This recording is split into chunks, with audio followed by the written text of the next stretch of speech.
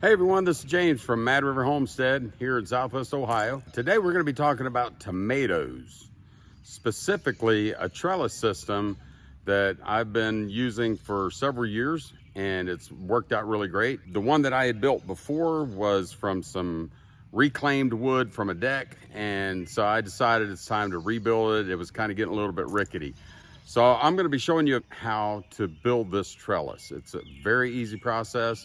Not really expensive either. This trellis, although it's really designed more for indeterminate tomatoes, can also work with determinate tomatoes. For those of you that might not know the difference, determinate tomatoes only grow to a certain height, usually somewhere around 4 to 4.5, 5 feet.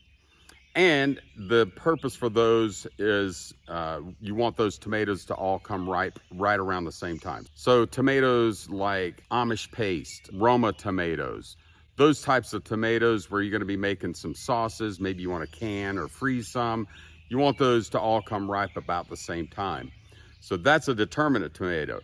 Indeterminate tomatoes are those tomatoes that just keep growing and keep growing. I've heard of people having indeterminate tomatoes that grew to 30 feet long. And the thing about that is you want to control that. This trellis system is designed so that these tomatoes will just grow up a string. You can keep those down to 1, maybe 2 main stems. You do that by taking the suckers off. Each one of those suckers potentially can produce another stem of fruit.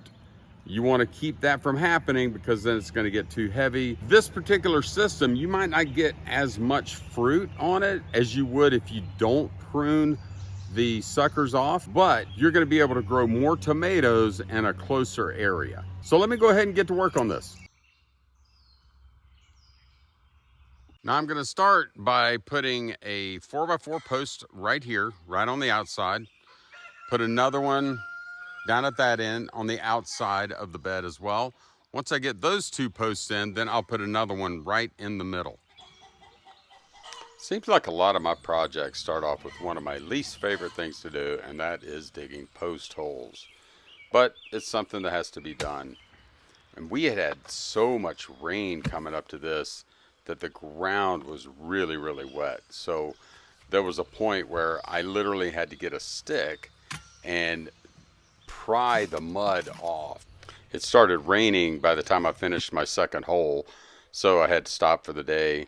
When I came back, the holes were full of water, of course.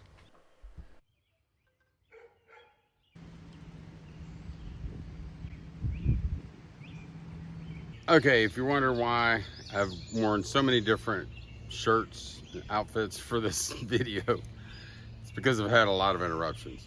Had a lot of rain. We just seemed to have so much rain this spring. And then yesterday we actually added a new goat to our herd. So had to fix up an area for him. And now I'm getting back to work on this because we're going to be putting our tomatoes in the ground in a few days. And I want to make sure this thing is done and ready for them. So let's get back on it. Now to make sure that I had the post placed correctly, I just made a mark right in the middle of each end. And it was pretty easy to get a level. I screwed the post directly to those boards on the end, and then as long as I was matched up the mark with the middle of that 4x4, it was pretty easy.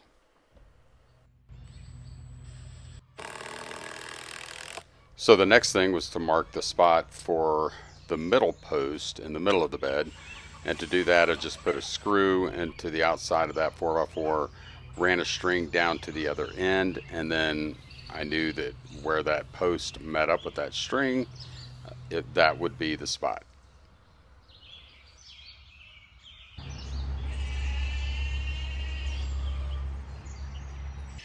Weirdest thing happened when I was digging this particular hole here. When I got down pretty deep, I found an old piece of some kind of post. It had a little piece of metal attached on the end of it. I have no idea what that was there for. Now to pack this post in, I just put dirt in. If you do it this way, you don't have to use concrete, and just put the dirt in. Make sure you're tamping it about every 4 or 5 inches so you don't create any air pockets.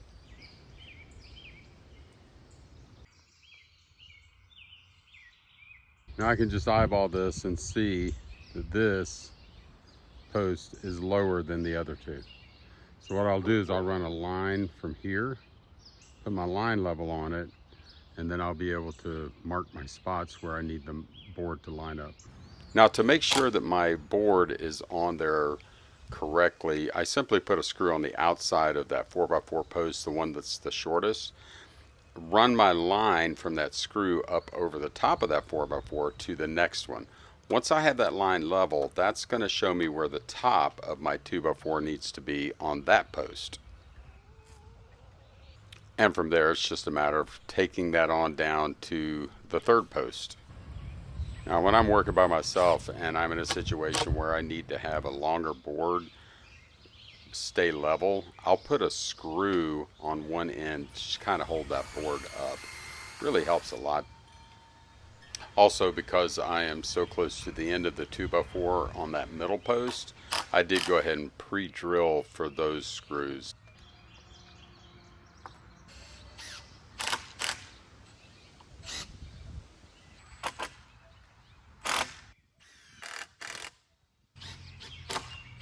Now, once I got to the other side, it was not only important to have the boards level, but also have them leveled to the other side. Last thing I did on this part was take my Sawzall out and then cut off the tops of the longer 4x4s.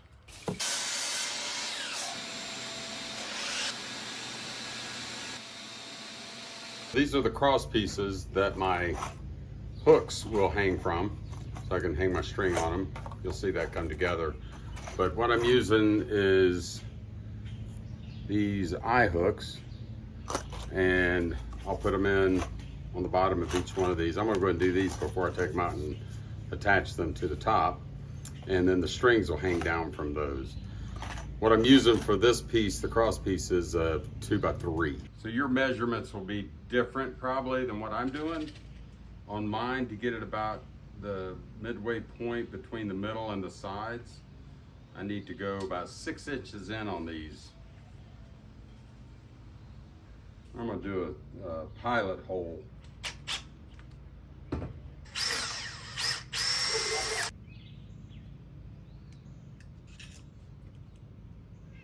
So these are all done. Got the eye hooks in there. This is my spacer. This is to make sure these are spaced correctly apart. Now yours will be whatever size you're gonna need. I figured out I need 15 5/8 inches long. As far as how far apart you need to have these, I like to have somewhere around 16, 17 inches between plants. When you're doing it this way, you don't need quite as much room. Typically, you'll have just one stem. You'll take out the sucker so you don't have extra ones. But like I said, every once in a while, I'll go ahead and let one of those suckers grow and have an extra stem. Gives you a little bit more fruit, doesn't take up too much room.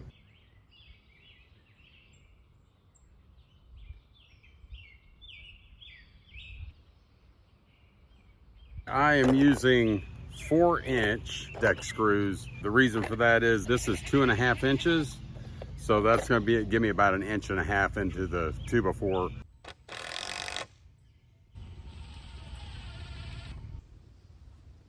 Using that spacer is really key, because once you get that first board in place, it's just smooth sailing from there.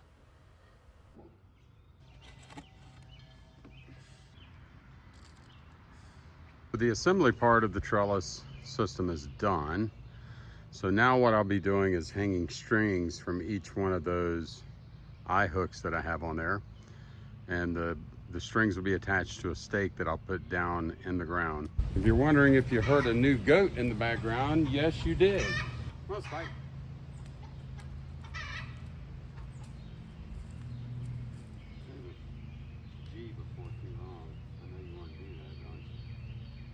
So that's Spike. He is a Nigerian dwarf. It's kind of obvious why we call him Spike. We're going to be getting a doe Nigerian dwarf, hopefully in the next month or two. And then we'll be able to breed them in the fall. Nigerian dwarfs are known for having high butterfat content in their milk. Before I put the strings in place, I took the top layer of leaves off that I'd added back in the fall and amended the soil with a mixture of our homemade compost and some peat moss. I'll use those leaves as a mulch later on.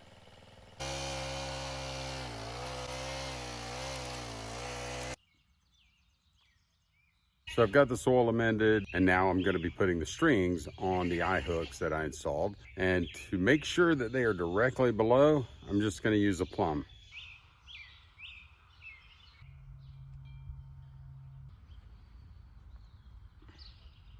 First of all, for this segment, I really apologize for the background noise, but I want to show you a little closer up how I am securing the twine to the stake. So once I know I've got enough twine, some extra there, put the stake where it's touching the top of the more firm dirt here. Then I mark just by grabbing it with my finger right there where it's gonna be tight enough, and I go to the bottom of the stake. So right here is where I'm gonna need it to grab this little part right here. To do that, I'm just folding it, and then I'm just gonna make a loop in it. The knot is not going to be big enough to make a difference on how long it is. So I've got my loop. Let's put that around here.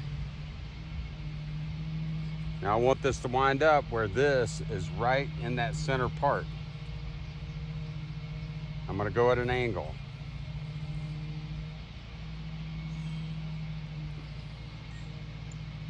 Get as far as I can, and then just pound it on down, and that's nice and tight.